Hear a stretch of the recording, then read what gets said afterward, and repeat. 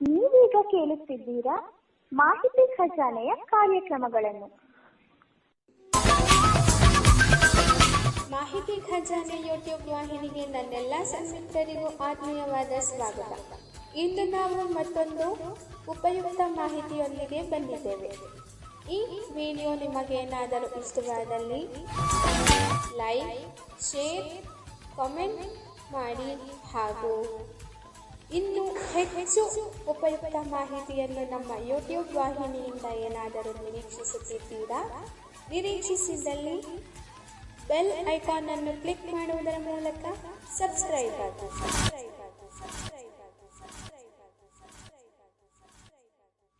ನುಡಿ ಬೆಳಗು. ಅನಾಥ ಭಾವದ ನೆನಪುಗಳು. ಗೆಳೆಯರು ಸಿಕ್ಕಾಗ ಹೀಗೆ ಬಾಲ್ಯದ ನೆನಪುಗಳಿಗೆ ಜಾರುವುದು ವಾಡಿಕೆ. ಒಬ್ಬರೆಂದರು, ನನ್ನನ್ನು ಅಪ್ಪ 1ನೇ ತರಗತಿಗೇನೆ ಹಾಸ್ಟೆಲ್ಗೆ ಸೇರಿಸಿದರು. ನಾನು ಆ ದಿನ ಅಳತೊಡಗಿದೆ. ವಾರ್ಡನ್ ನಿನ್ನ ತಂದೆ ಸಂಜೆಯೊತ್ತಿಗೆ ಬರುತ್ತಾರೆ ಎಂದು ಸಮಾಧಾನ ಹೇಳಿದರು. ರಾತ್ರಿ ತನಕ ಕಾದರೂ ಅವರು ಬರಲಿಲ್ಲ. ಅವರಿಗೆ ಹಳ್ಳಿಲಿ ಕೆಲಸವಿದೆಯಂತೆ, ನಾಳೆ ಬರುತ್ತಾರೆ ಎಂದರು. ಆ ನಾಳೆಯೂ ಮುಗಿಯಿತು.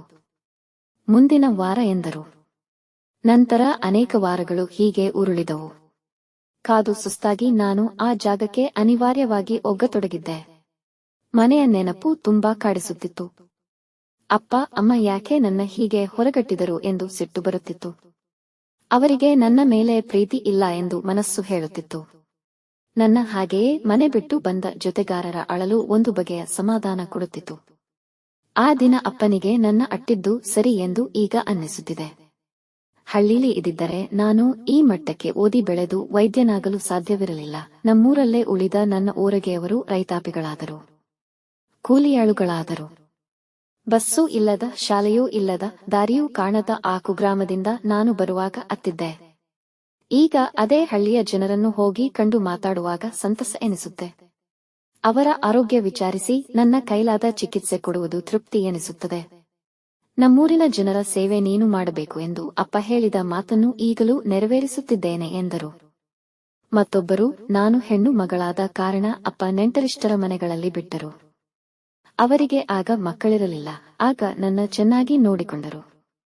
ಅವರಿಗೆ ಮಕ್ಕಳಾದಾಗ ಸಹಜವಾಗಿ ನನ್ನ ಮೇಲಿನ ಕರುಣೆ ಮತ್ತು ಕಾಳಜಿ ಕಡಿಮೆಯಾಯಿತು. ಮನೆಗೆಲಸದಲ್ಲಿ ಕೈ ಜೋಡಿಸಿ ಓದುತ್ತಿದ್ದೆ.